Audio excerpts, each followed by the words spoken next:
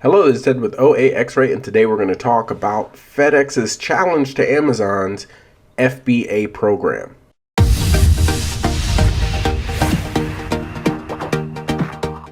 So today I wanted to go over something I just saw a few days ago, and that is FedEx just launched a new service that takes on Amazon super popular fulfillment program. Now, Sears tried to do this a while ago, and I was a little skeptical about Sears doing it, and so far I haven't really heard much about Sears' fulfillment program.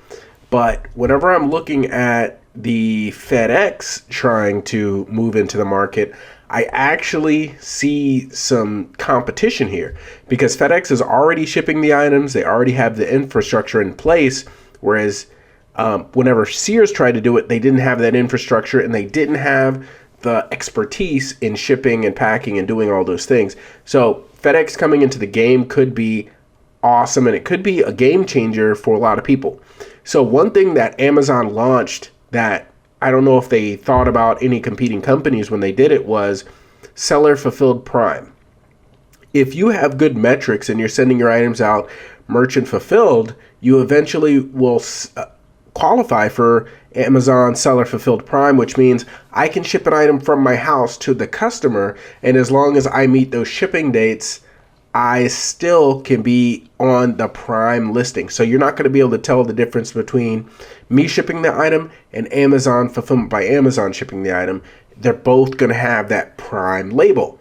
So if I'm an Amazon seller and I see this change coming and I have Amazon Seller Fulfilled Prime available, I now can actually price compare, check out FedEx, and see if FedEx rates are compatible with the Amazon rates on shipping. So Amazon, for the last few years, they have been actually increasing the fees steadily. Every single year, the fees go up some. And this year, it's been a massive increase on the books. We've seen that. And we've also seen a smaller increase on the non-book items. We've also seen a lot of long-term storage fees, which are really hitting people hard. So if you have an account that has Amazon Merchant Seller Fulfilled Prime, then it might be something to look at to see what the FedEx guidelines are for their shipping. Because if you can save money and introduce FedEx into the mix and still get packages there on time, still get the Seller Fulfilled Prime badge, then it actually might be an okay transition to FedEx. Now, there's also a few other benefits to this if you can get that Prime badge on your items. Now you can list in multiple countries, because right now, when you send your item off to Amazon FBA, I'm sure in the future they're going to offer this, but I can't sell an item to Canada because the FBA does not allow items to go across the borders. Now that you're selling in the US, you sell your item FBA, it can only be sold in the United States if you're creating a multi-channel fulfillment order. So I can't multi-channel fulfill something from the US to Canada if I'm selling on Amazon US and Amazon Canada, or I also can't send it to Europe or another country. So if FedEx positions itself like I think it will, as a shipper that can ship to anywhere across the globe, that is actually going to give you the option to have an Amazon item listed on Amazon.com, listed on Amazon Canada, Amazon Mexico, Amazon Europe, or UK, and all the other different countries there.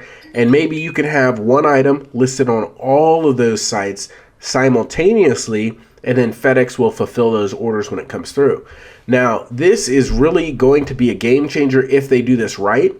And the thing about this is once FedEx comes in, that's whenever we're going to see, okay, what is UPS going to do about this? Is UPS going to let FedEx come in at this pivotal time where FBA, Fulfillment by Amazon, has grown 70%? And if FedEx starts doing this and they start growing also, and we have UPS come in also, there's going to be really a price war. It's going to be, who should I fulfill my items with out of these three great companies that are all able to ship items out quickly and get them to the customer quickly? So this is going to be a really interesting next couple years as FedEx starts to figure out how much are they going to charge for shipping. Are they going to charge long-term storage fees? Are they going to charge monthly storage fees, which I'm sure they will charge something, but how is all that going to line up with what Amazon does? And all of these things lining up are very important because we need to know, is Amazon FBA long run going to be the best option?